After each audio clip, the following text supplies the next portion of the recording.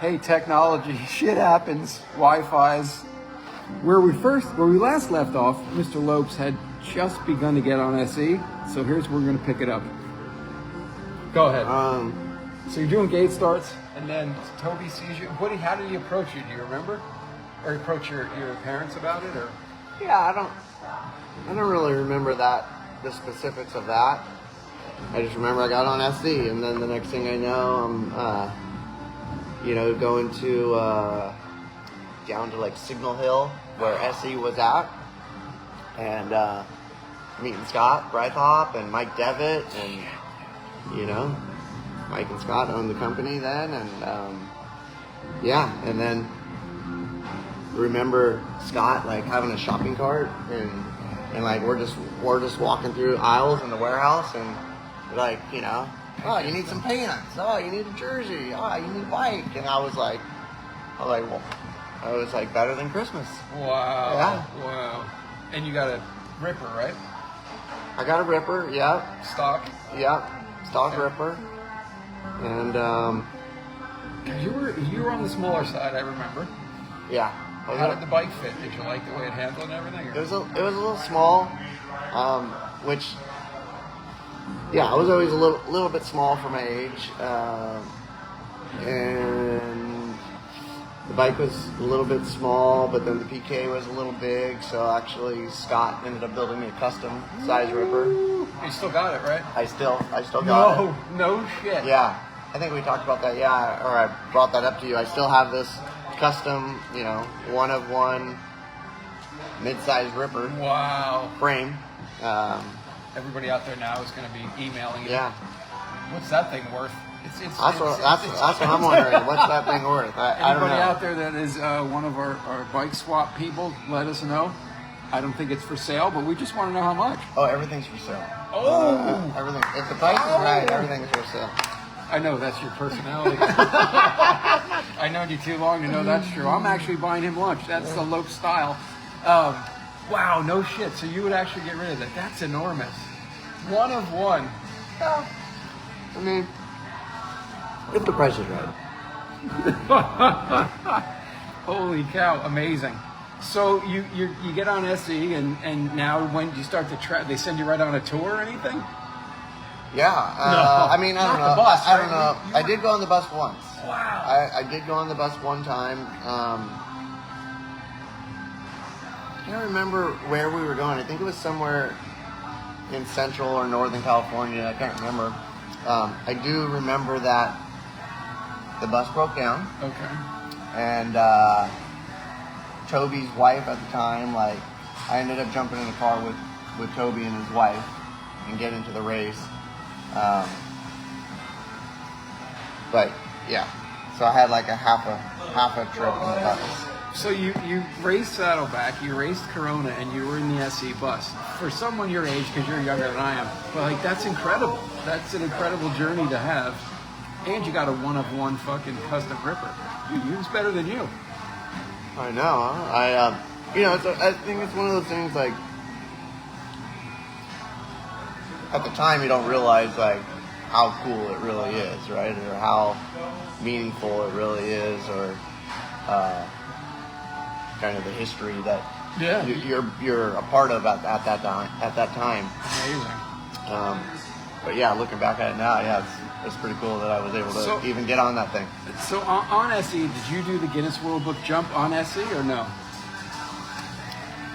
Because it wasn't Elf, it wasn't later. It was earlier on. No. The Guinness Book was after SE. Okay. Yeah. World class? Yeah, I think it was world class, because that's good. If I remember correctly, I was either 16 or 17, because I remember driving. It was at the Velodrome in Dominguez Hills. Okay. And I remember driving my Mini Blazer there for that. So what we're talking about is there's a Guinness World Book of Records longest jump on a bike, and Lopes actually had that. You still have it? When you still got that title? Somebody have to look that up and reference it. You're in the Guinness World Book of Records at some point in your life. That's huge. I don't know. That was in like '87. I'll dig some stuff up. That's what I do. And it was, I don't remember the exact distance, 20-something feet, but there were stipulations, right? It was like it was just a wedge jump. Okay. You know, like a 2-foot high wedge jump, no transition or you know, and there was like, I don't know, a certain amount of distance. Like you couldn't just start, you know, 400 yards back. Yeah. Did anybody? Do you remember anybody there that was trying it too? Oh, like I don't know, guys like Chris Moeller. And, Oh no shit. Yeah. Brian Hernandez and. Oh nice. Yeah, I don't remember everybody, but. Wow. And what bike were you on for that? Because when you were on World Class, which I want to talk about because it's interesting, somebody had a lot of money on World Class. Like, what bike do you remember what bike you jumped on for Guinness? I'm trying to remember. Yeah, I don't remember. When you're on World Class, what bike did you have? Because I can't remember. Because Lon was on there, Kenny Oculus, all those people. Yeah. What bike would that have been? Because you could have had any bike you wanted. Yeah, I was gonna say maybe I rode a SE for a little bit. Wow. You're used to it, right? Yeah, I might have rode a SE for a bit. So what happens at the end of SE? Like, what makes you move on? You know what? Let's back up a second. The kind of cool, interesting thing about that jump comp is years before that, when I was probably before SE, I was riding a Race Inc. So I was like 10 or 11, and they had a jump comp very similar to that at Lake Elsinore, at the National in Lake Elsinore. Okay. And it was in the sand, and they had age group brackets. And you're on a Race Inc. Yeah, and I have an old picture, you know, me just launching in the air, and like Charles Townsend is on the sidelines watching. Wow. Yeah, that was pretty cool. Wow. I think I was in the 11, 12 age group bracket or something. And that's when that one pic. Remember the picture I put up on the masthead of the BMX Legends Society is you on SE with doing that tuck jump, and you look like this little kid. That was a pretty badass. A lot of people like that picture when I put it up there. Like that was a cool photo. Do you remember where that was from? I think that photo is right down the street from where I grew up in Mission Viejo. Wow. We had these jumps kind of on this hill, and so you would like go down this one little hill and then jump off the bigger hill, and then I think it was there. I remember a jump spot in Mission Viejo. I wonder if that was where it was. I forgot what it was called, but I think we used to go there for Mission Trails. Not it, but I remember there was a jump spot there. Well, there's a few. I mean, this one was right down the street from my house, but then there was also like the Glen and the Mini Glen. That's right. The Mini Glen. Like, I mean, so the Glen was like a big dip, right? It was almost like a half pipe, or a quarter pipe that you just jump out of. And then the Mini Glen was kind of, you went downhill, and then it kind of went into a smaller dip, and there was jumps in and out, and like Brian Hernandez lived really close to there, so he was always building there. And then he's got a good spot now, doesn't he? I saw that. It's funny because typically I don't go on Facebook very much, but it seems like in the last couple months I've been going on it more, and I saw that.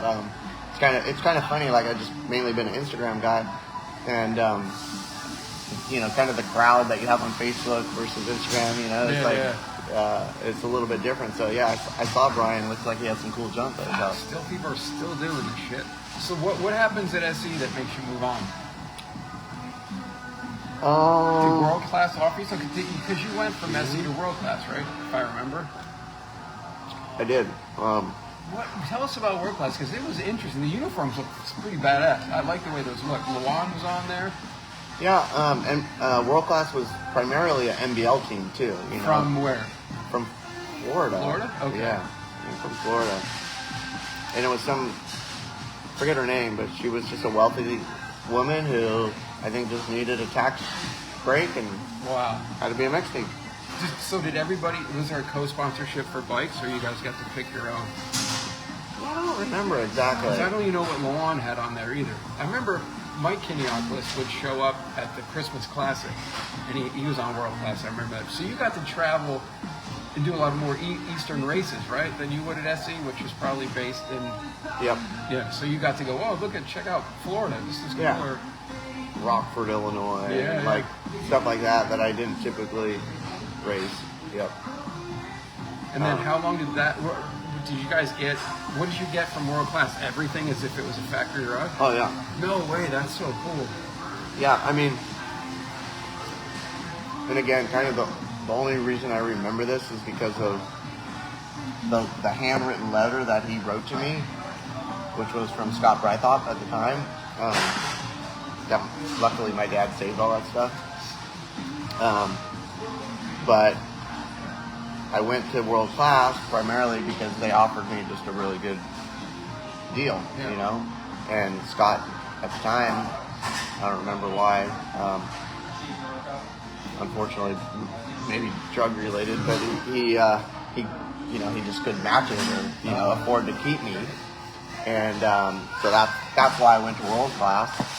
But I have a pretty lengthy letter handwritten from Scott, kind of wishing me the best and like kind of deep, really, like thinking about it now, being a 14-year-old kid, this letter that he wrote me, about his addiction and yeah. When Scott passed away, I drove out to Indio where they found him, and kind of just went there and I don't know, I printed out that letter and like laminated it and just put it there. Wow. Yeah, I went to his funeral. It was he was always nice to me. He had these demons, Scott Brythop, but man, every time I saw him, he was happy to see me. And I wasn't AA factory, but he was, can I get you something? And I'm like, no, I'm good, man. Let's just, thank you for all you've done. He was a cool dude. Yeah. The demons were the demons, and I'm sure he screwed a lot of people over, but I feel I never had a bad time with him ever. He was always so cool, and he loved it. He was announcing the brands and stuff. Like, he was cool. So, but I didn't realize World Class was above a bike shop. They were like a factory team with one single owner. That's incredible, man. The budget must have been. Because do you remember who, besides Luan and Kenyapolis, who would have been on World Class with you then? Do you remember? Didn't they have like an East Coast girl? Not Deanna Edwards, but there was a. Man, I don't remember. But not to keep like turning back that's all I do. Turning back the clock. But you just mentioned Scott announcing. Yeah. And again, like a lot of this stuff I remember because I see old video clips or things that kind of rekindle my memory. But right here where we're sitting. Oh no. Right? Where are we sitting, John? We're at Roya in Irvine. So I picked this spot, because John was like, just pick a spot, we'll go to lunch, and I was like, all right, let me think about it. And he was just like, pick a spot already, come on, hurry up, we're just going to lunch, like, and I'm like, no, I want to pick somewhere cool, and he's like, kind of kept harassing me, like, just pick a spot. So anyways, long story short, is I picked this spot only because we're right off of Jeffrey and the 405. Oh, that's right. And this where this strip mall is right here that we're sitting used to be the Irvine BMX track where they had the World Cup. Dude, look, I got goosebumps. That's crazy. The 87 World Cup one? No. The giant doubles? Yep. No way, because I remember driving here when I first moved here just to see the. I think it was right here, huh? I think it was before 87, wasn't it? The Irvine World Cup. The Connor one. That was 87, because I moved down in 88. Oh, you might be, no. Anyway, Byron Friday brought us to where he saw the first ever BMX Action magazine. We went to lunch there. This is great. This is going to become a thing I would love to do, of like eat at iconic spots. So this is the Irvine track. Yeah. No way. Yeah. Holy shit. There's goosebumps, guys. Look at them. Look at that. That's incredible. Holy shit, dude. Yeah, this was a spot like came a lot, you know. Even before that World Cup race, there was a BMX track here, and my grandpa lived in Irvine, and we lived in Mission Viejo, so this was only like a 15-minute drive. So, holy shit. Yeah. This is fucking crazy, because I have not been around this area for a long time. Yeah. So world class turns into what? I'm having, because here's the thing, with you I go, I remember a little pedal power stint, I remember the hawk thing, I remember the elf thing, but after world class I have a little bit of a blank. And it makes me sad, because I really like to be a historian in some sense. What was after world class? A first run of elf? No.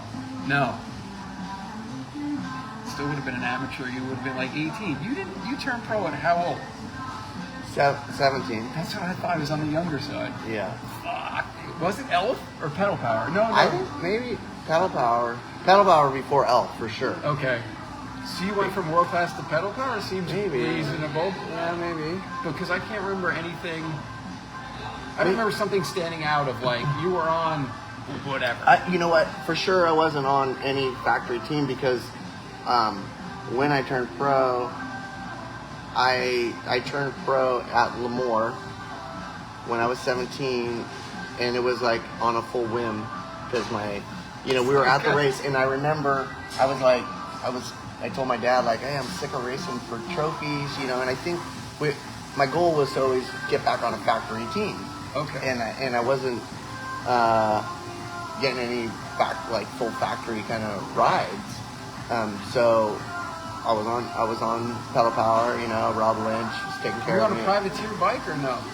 I think so. Holy shit! If you still got one of those, I'm gonna throw my credit card down. Yeah. I would love to have one of those. Wow.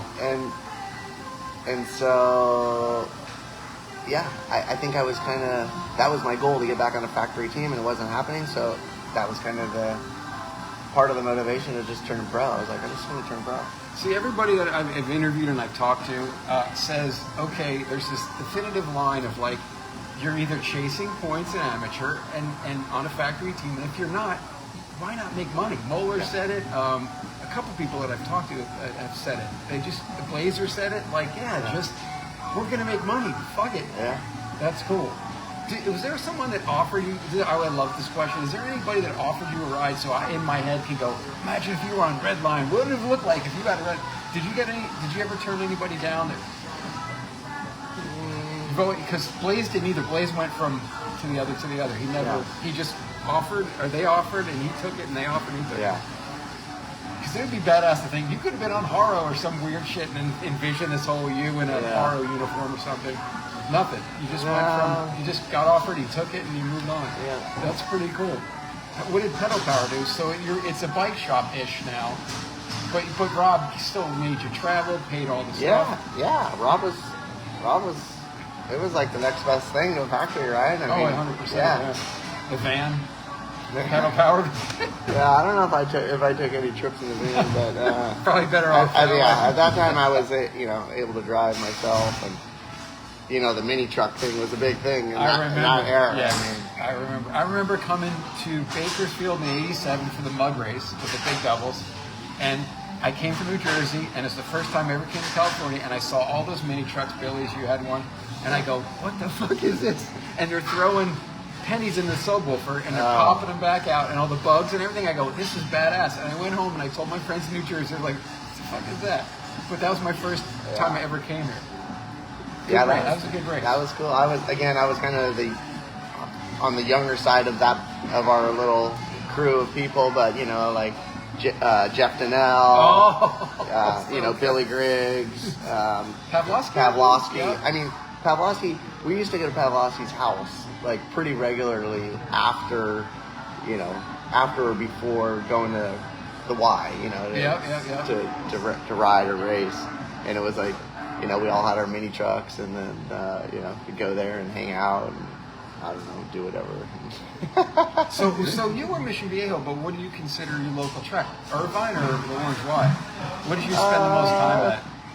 Probably the Orange Y, because Irvine wasn't around for as long a period of time. Okay. Orange Y was before Irvine and they're after Irvine. So okay. Yeah. So how about this career? You go, you do Saddleback, you do Corona, you're on the SE bus, you're an Orange Y local, there's no way in hell you're not destined for something. You know what I mean? You're in that, you're in this groove. How could you not be successful? Yeah, and there was even a couple other BMX tracks in Orange County, and I don't remember the names of them, but there was a couple.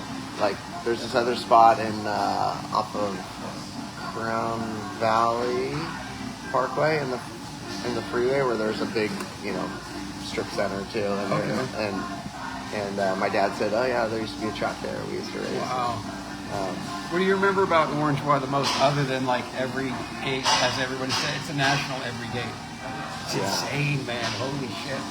And all the who do you remember coming out? I can tell you, I remember, but there were kids that came out of Orange Y like that were mind-blowing. Mike Luna pulled me down a straightaway. He was 15, I was 24. And I was like, I'm done with BMX. I'll never forget it. Robert Lee Zanow. Like, these kids were crushers, and they would just pull you down a straightaway. Barry Nelson. You're like, what on earth? Yeah, I mean, honestly, for me, probably the names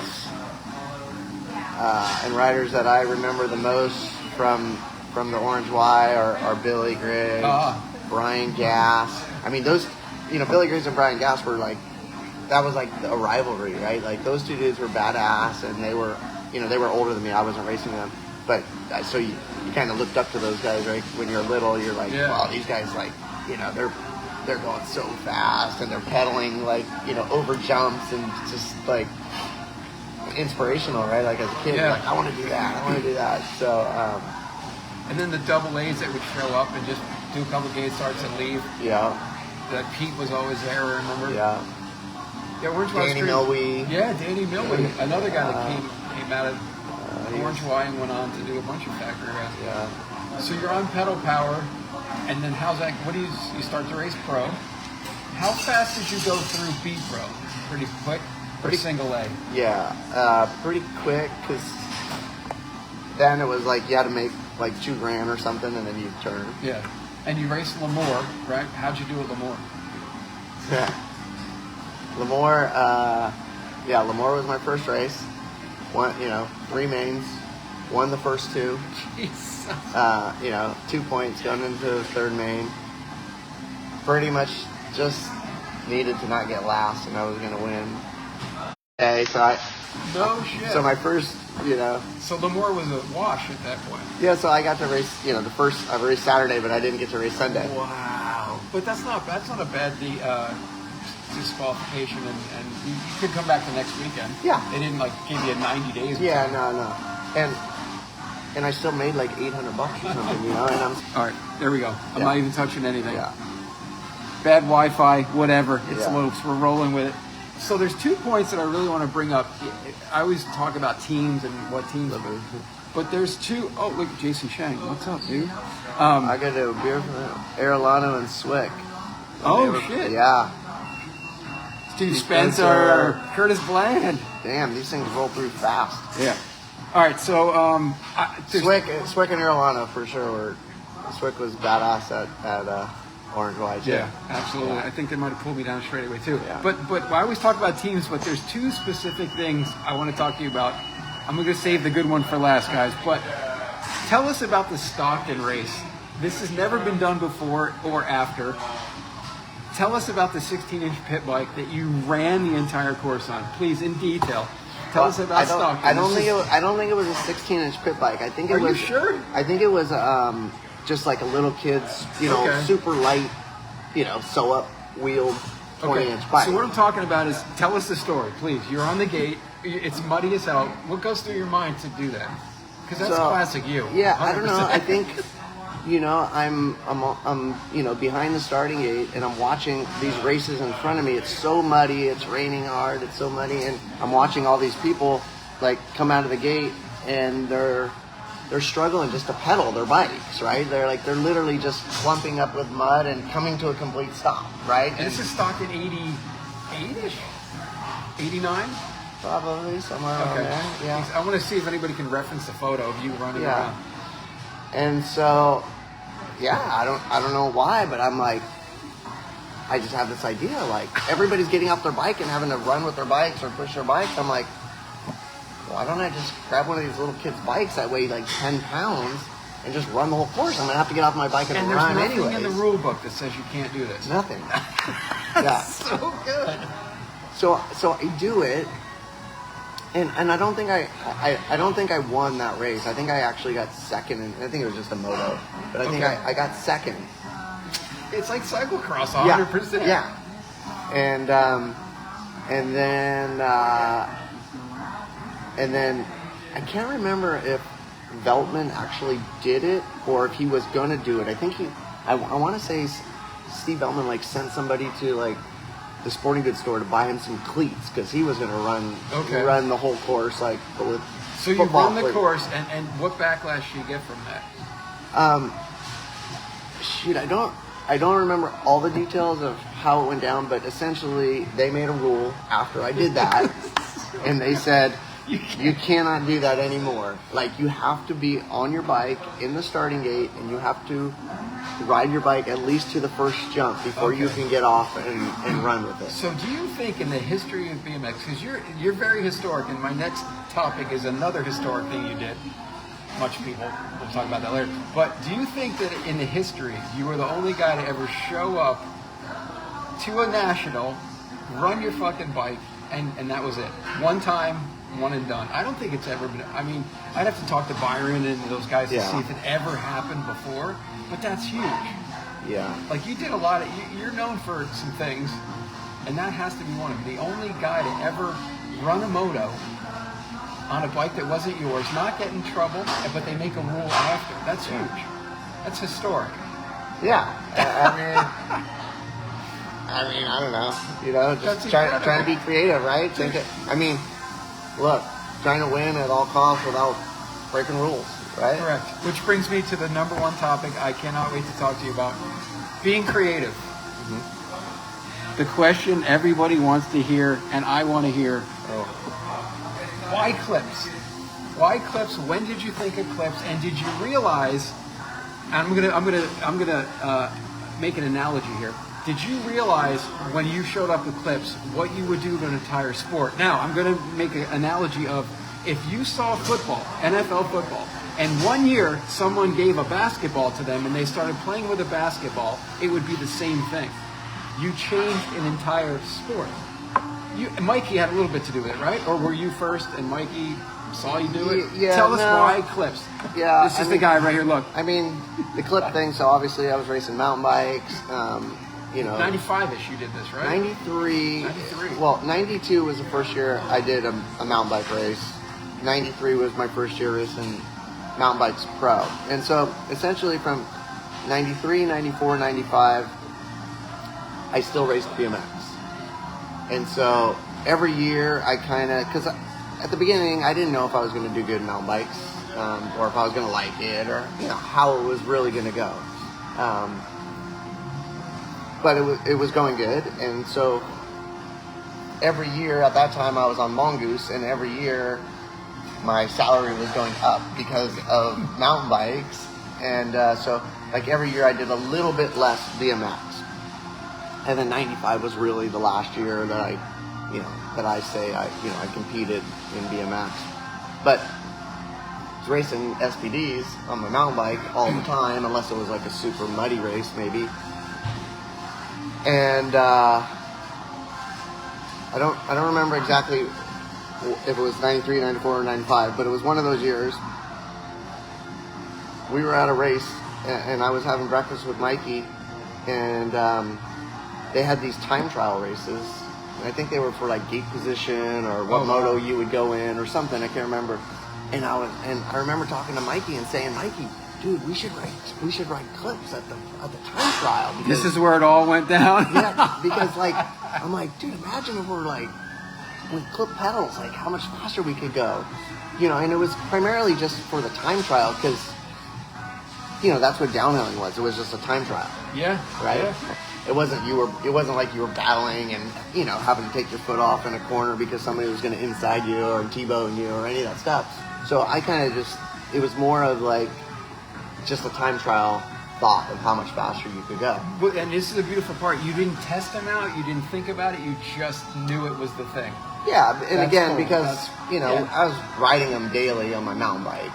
So it wasn't like I didn't know how to ride them. And little did you know, for real, you'd change an entire sport. Yeah. That's incredible, dude. That's incredible. Yeah. And so did it, and then obviously that kind of just snowballed to like me running them all the time. And I think Mikey, I think he did it also for the time trial, but I think Mikey, he wasn't racing mountain bikes as much, Okay. or I'm sorry, BMX as much in the years to follow, and I was on Mongoose then, and they were making, so I was seeing the benefits of the clips. What's your first clip race? Do you remember? And they said about the time trial thing, but what was the first time you rolled up on a BMX track in clips, and what did people say? You had to get some kind of. I don't honestly remember what was the first time that I rode clips from start to finish, but I do remember racing Coal Canyon in clips. Wow. And, because at the time I was on Mongoose, right, and it took a while for it to catch on. I mean, I just have like vivid little memories, but Sure. Mongoose making me then a 3-speed bike, the Mongoose triple threat we called it, right? Okay. Because I had a 3-speed on my BMX bike, and it was essentially I'm just taking this mountain bike technology and trying to bring it over to BMX. Yeah. And having a lot of success because sometimes you go racing these shitty little cow arenas where the dirt was sitting outside and wet, and it was a hard first straightaway and a soft second straightaway, and I was like shifting from easy gears to harder gears back to easier gears, and winning races because of that. And I remember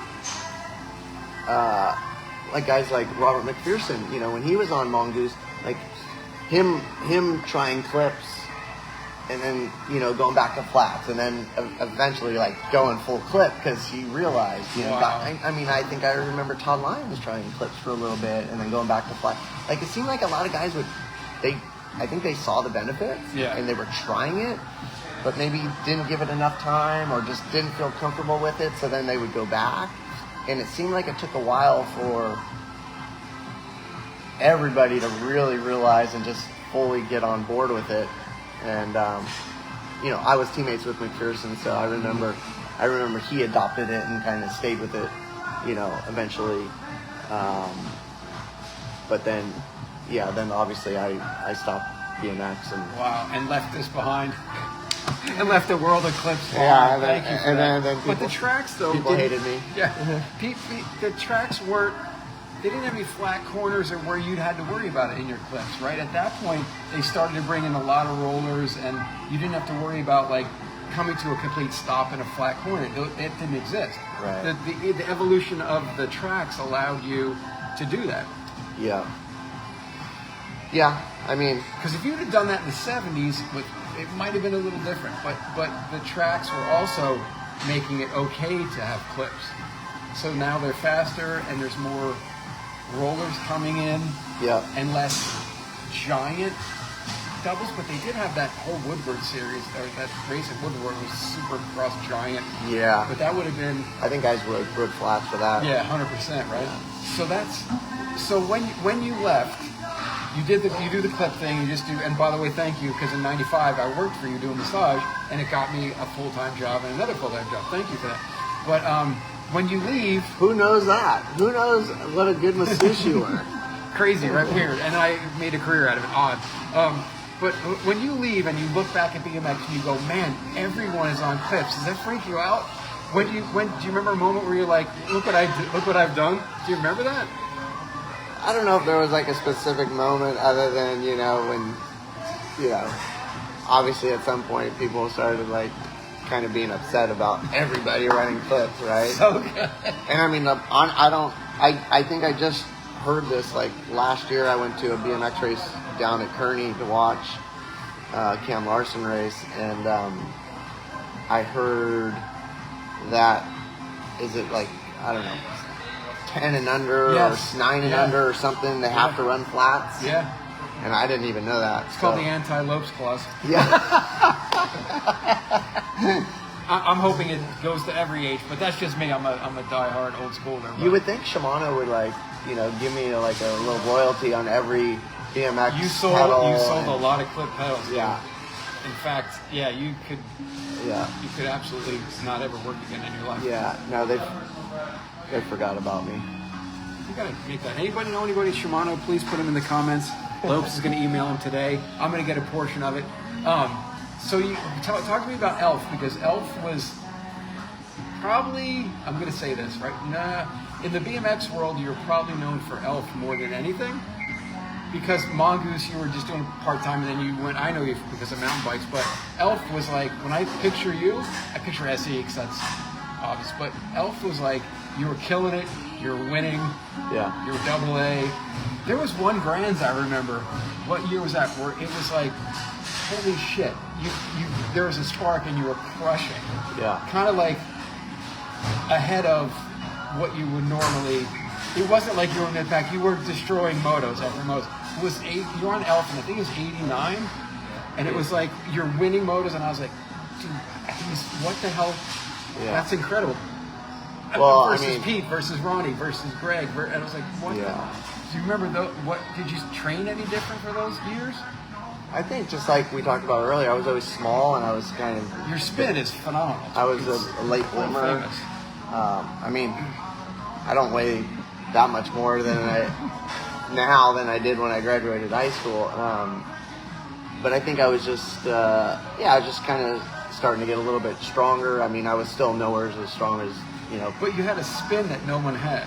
Yeah. So I think it outstrength the strength. Would you run 43s or did you 43s? Yeah, I was always running an easier gear than everybody. A 43 or sometimes like a 45-17. Okay. It was like 42 and a half or something. Yeah. Yeah. Because I remember that one Grand, I was like, Jesus. Yeah, ABA Grand or yes, ABA. It was like you were always one or two the whole time, and I was like, where's all the other people that are supposed to be in this, like Ellis and all these titles? Yeah. You're like, well, that might have been the year they had that triple step up. The year I won, the year I won the Grands, the ABA Grands, they had that triple step up first jump, and I think me and Billy Griggs were the only ones like jumping from the bottom all the way over, and it was just, you would get so much better backside by doing that as soon as you landed, you would, these guys would be still in the air because they were jumping off the second one. And then you start to spin at that point, you're just pulling away. That was the Grands I was talking about, where I was like, Jesus, how, when, where, and why? This guy's stronger, this guy's had a better year, but that you won that year. I did. I won that year. Yeah, you and Billy were the only two I remember. Yeah. So, did you ever do the double dropout Elf thing? Did you get on that bike? No, that was after you, right? The double? No, the double. Chainstay. The double ones. That was after you, I think. Maybe. I remember that bike. I don't know if I raced it, but Alpha's awesome. Like Ken was a cool dude. Yeah, Ken was a cool guy. I actually probably, I don't even know if you know this, but Alpha's like one of the few companies I actually worked at for a little bit. No shit. Yeah, I didn't know like that. I would go in there and do phone sales. No. Like I would just cold call bike shops, I never knew that. Yeah. That's amazing.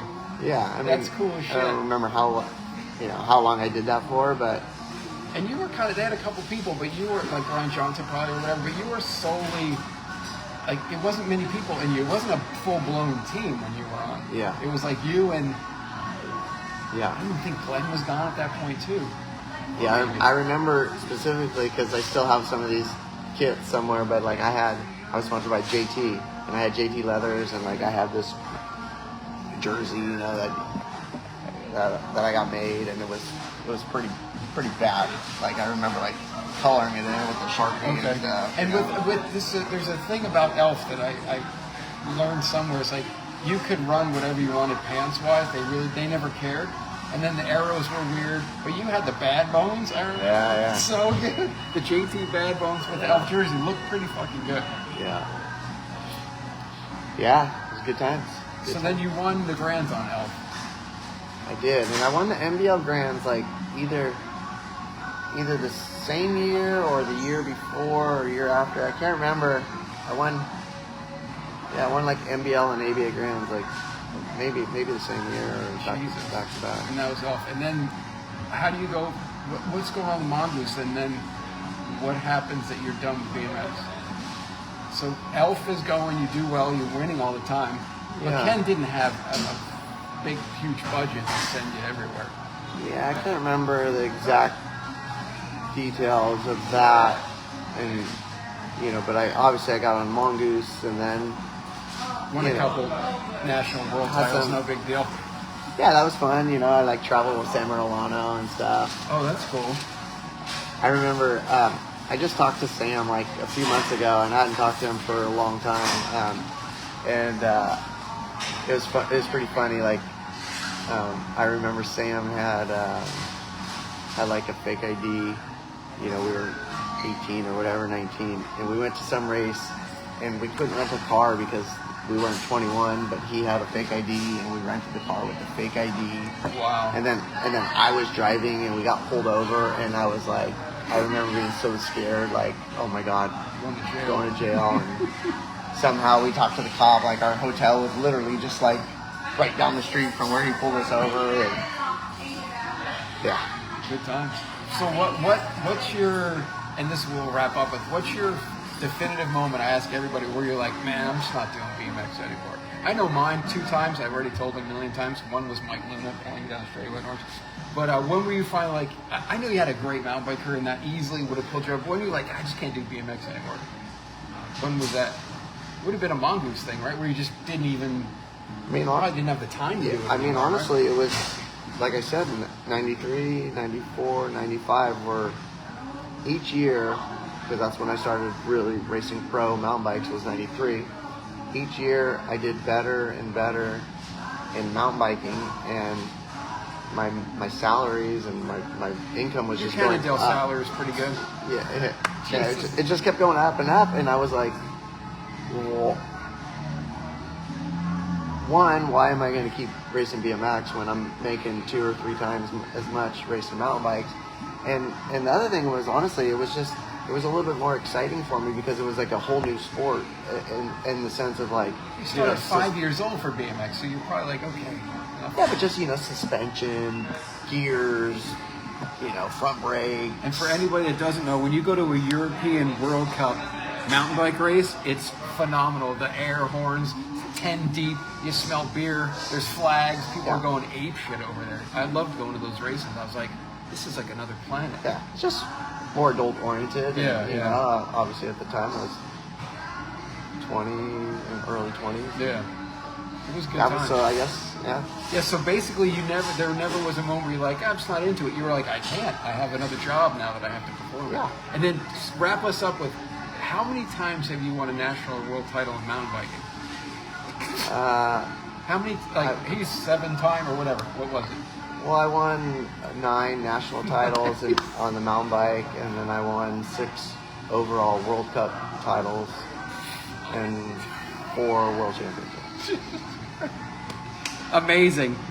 Well, this has been awesome. I love this guy. I've known him forever, probably since the 80s. But I knew it would be awesome. And head on over and subscribe. We're now on YouTube. I can have everybody's episodes are up on YouTube now. You don't have to scroll through Facebook anymore. But if you subscribe, it allows me to come on over and do more on YouTube. So head on over and subscribe. I love Lopes. He's awesome.